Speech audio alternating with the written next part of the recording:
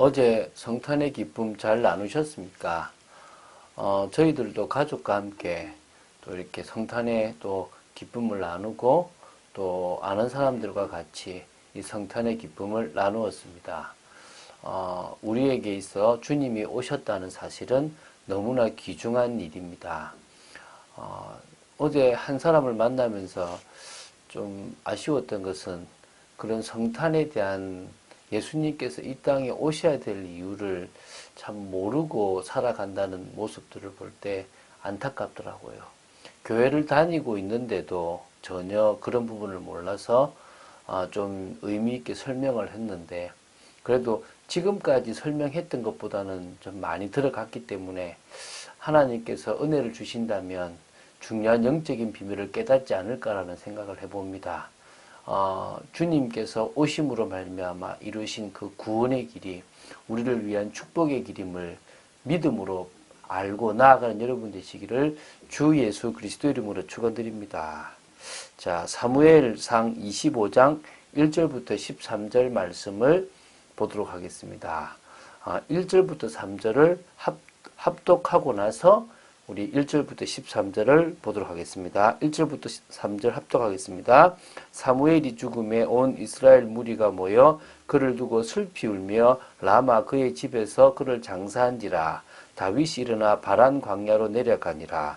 마온에 한 사람이 있는데 그의 생업이 갈멜에 있고 심이 부하여 양이 3,000마리요 염소가 1,000마리이므로 그가 갈멜에서 그의 양털을 깎고 있었으니 그 사람의 이름은 나발이요 그의 아내의 이름은 아비가일이라. 그 여자는 총명하고 용모가 아름다우나 남자는 완고하고 행실이 악하며 그는 갈렙 족속이었더라. 사무엘상 25장은 이 제2기 도피 기간 중에 있었던 하나의 에피소드입니다. 엔게디 동굴 사건에 뒤이어서 이 나발 사건이라고 하기도 하고 다윗과 아비가일의 결혼 사건이라고 하기도 하는 이런 사건이 이 1절부터 44절까지 기록되어 있습니다. 이게 지금 길게 기록되어 있는 이유를 많은 학자들은 하나님께서 준비하신 새 왕에 대한 백성들의 평가와 태도, 또 현재 다윗이 얼마나 어려운 처지에 있는지를 보여주는 사건이기 때문에 기록해놨다. 또 두 번째는 이런 상황 가운데서 다윗이 하나님의 기름 부음 받은 자로서의 확신을 가졌음을 보여주는 사건이다. 또 다윗의 배후에 하나님께서 어떻게 역사하시는지를 극명하게 보여주는 사건이다라고 설명하기도 합니다. 어쨌든 이 다윗과 나발, 또 다윗과 아비가일 이 부분을 통해서 사실은 하나님께서 설명하시는 부분들, 또 아비가일이 다윗의 아내가 되었다는 부분들도 좀 보게 됩니다. 한번 좀 내용들을 보면서 하나님이 주시는 음성들을 들어야 될 줄로 믿습니다. 1절에 보면요, 사무엘의 죽음에 대한 그 내용이 나옵니다. 이스라엘의 지도자 사무엘이 죽었다는 것은 이스라엘과 사울에게 있어서 정치적으로 또 그러면서 영적으로 공황기가 되었다라는 것을 의미합니다. 사울은 이스라엘의 마지막 사사고요, 선지자직과 제사장직 그리고 사사직을 담당한 사람이었다고 보시면 됩니다. 영향력 있는 종교 지도자 사무엘이 죽었기 때문에 이스라엘은 영적 위기에 빠지게 되었다라고 보시면 됩니다. 그래서 온 이스라엘이 모여서 그를 위해서 슬피 울었는데요. 히브리 사람들은 위대한 지도자가 죽었을 경우에 대개 한 30일 정도의 애국 기간을 둡니다. 아론이 죽었을 때도 30일을 애국했고요. 또 그리고 모세가 죽었을 때도 30일을 애국했으니까 지금 이 사무엘이 죽었을 때도 아마 언급은 없지만 꽤 오랫동안 애국하지 않았나 싶고요. 그래서 그 사무엘의 고향이었던 라마의 그 집에 안장했다라고 나옵니다. 이 이스라엘의 영적 지도자 사무엘이 죽어버렸으니까 이스라엘의 영적 공황에 이 공황에 빠져버린 상태가 되고 여호와 영이 떠난 사울이 점점 더 다윗을 죽이려고 했기 때문에 이런 분위기를 파악한 다윗이 이 엔게디 요새에서 어디로요?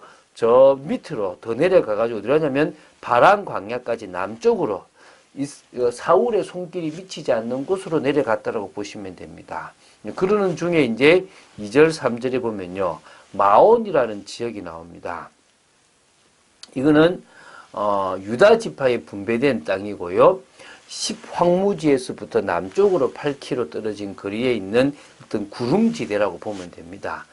바란 광야는 이 마온보다 좀 더 남쪽에 있으니까 바란 광야 위에 있는 게 뭐냐면 이 마온입니다.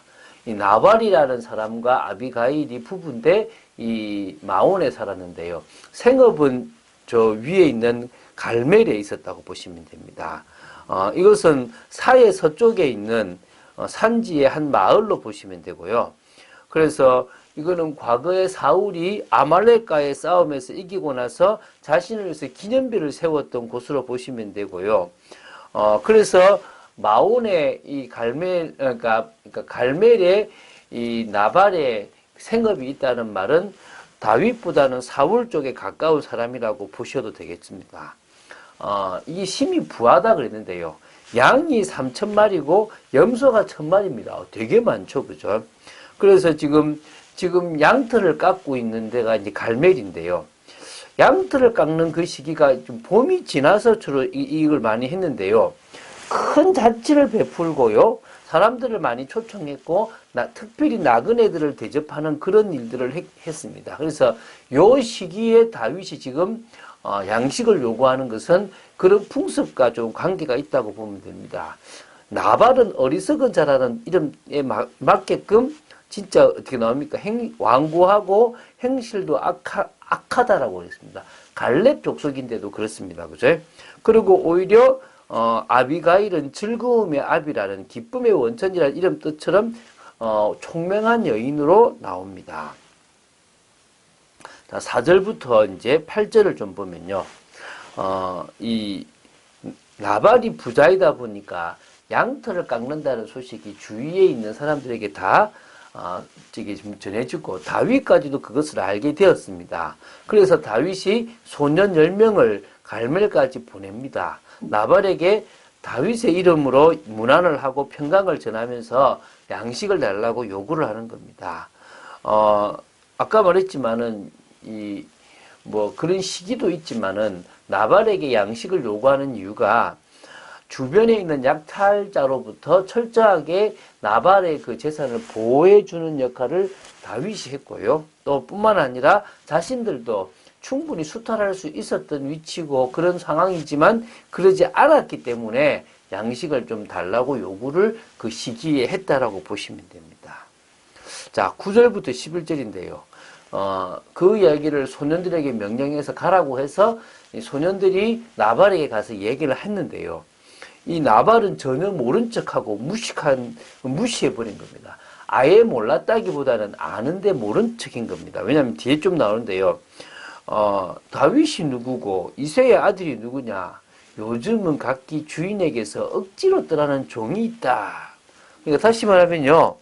나는 사울 쪽인데 다윗은 누구고 이새의 아들은 누구냐? 나는 모르겠다. 나 그런 오히려 사울 왕을 떠난 그런 도망자 아니냐라는 이런 표현들을 쓴 겁니다.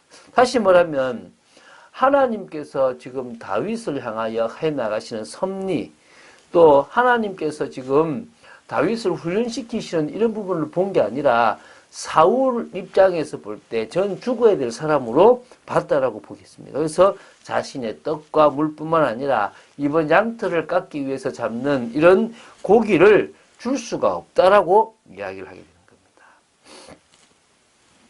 당연히 소년들은 아주 머쓱하게 다윗에게로 돌아와서 나발에게 들었던 이야기들을 보고했겠죠. 다윗은 화가 나버렸습니다. 지금 자신을 무시하고 자신의 이 모든 백성 무시하기 때문에 칼을 차라고 얘기합니다. 칼을 차라고 얘기하는데 600명 중에 200명은 소유물을 지키게 하고 400명 가량을 데리고 지금 가려고 합니다. 자, 이제 내일 보면 이 소식을 아내 아비가일이 알고 대처하는 모습이 나오게 되는데요. 참 어찌 보면은 아비가일 같은 지혜로운 여인이 우리 주위에 있다고 하면 훨씬 더 이렇게 모든 위기나 문제를 현명하게 대처할 수 있다고 보고요. 또 더 나아가서 우리에게도 지혜가 필요합니다. 내가 잘났고 내가 뭔가 대단하다고 생각하는 것이 아니라 하나님의 은혜가 있고 또 주위에 많은 사람들이 도와주고 있다는 사실을 모른다면 우리는 우리에게 와 있는 이런 축복들을 또 오고 있는 축복들을 많이 놓치게 될 거라는 것입니다. 이삭에게 있었던 영적 비밀이 우리에게 있어야 됩니다. 계속 한 주간 동안 얘기하지 않습니까? 이삭이 가졌던 비밀, 이삭이 승리할 수밖에 없었던 비밀, 그것은 우리가 반드시 필요합니다. 우리에게도. 다시 말하면 영적 배경, 신앙의 배경, 기도의 배경 필요하고요. 복음의 눈으로 모든 것을 보고 복음의 메시지가 딱 정립되는 게 필요하고요. 또 더 나아가서 진정으로 우리는요, 영적 생활을 통하여 성령의 인도받는 부분들도 필요합니다. 아니면 우리 넘어집니다. 우리는요, 어떤 대적자를 만나든지 그 모든 걸 싸우는 것이 아니라 주님이 싸우시도록 막 믿고 맡기고 오히려 우리는 하나님이 원하시는 부분들을 보고 가야 될 줄로 믿습니다. 사단은요, 우리를 넘어뜨리려고 하지만 우리는 영적 비밀로 열매를 맺고 그리스도의 제자로서 하나님의 나라를 이루는 것입니다. 뱀같이 지혜롭고 비둘기같이 순별하라는 이 말씀을요, 귀 있게 듣고 나가야 될 줄로 믿습니다. 주님은 십자가에서 다 이루셨잖아요. 그래서 내가 다 이루었다라고 얘기했지 않습니까? 그 주님이 우리와 함께 하십니다. 그 주님이 우리의 삶을 지도하시고 인도하십니다. 우리가 주님과 함께 걸어가는 모든 삶들은 축복의 삶이 되어질 수밖에 없는 겁니다. 사단은요, 아직까지 안 끝났다라고 얘기하지만 주님은 분명히 말씀하십니다. 다 끝났다. 지금 있는 문제에 속지 마라. 지금 있는 모든 것에 흔들리지 마라. 분명히 주님 말씀하십니다. 여러분, 지금 여러분 앞에 있는 모든 현실에 흔들리지 않고 믿음으로 나아가는 또 하나님의 뜻을 이루는 여러분 되시기를 주 예수 그리스도 이름으로 축원드립니다. 주는 그리스도시요 살아계신 하나님의 아들이심을 고백합니다. 성탄의 기쁨이 일평생 매일 매순간 저희들을 통하여 전달되어질 만큼 저희들이 주님 오시고 십자가에서 다 이루셨다는 그 사실을 믿게 하여 주시옵시고 지금도 그 주님의 은혜가 우리의 삶에 넘치고 있음을 알게 하여 주시옵시고 또 믿게 하여 주시고 오히려 양보하는 그러면서도 하나님의 뜻을 따라가는 영적 비밀을 가진 저희들 되기를 간절히 소원합니다. 지켜 주시옵소서, 역사하여 주시옵소서. 오늘 하루의 삶도 성령 인도받는 영적 비밀로 승리하는 저희들 되기를 간절히 소원합니다. 주 예수 그리스도 이름으로 기도드립니다. 아멘.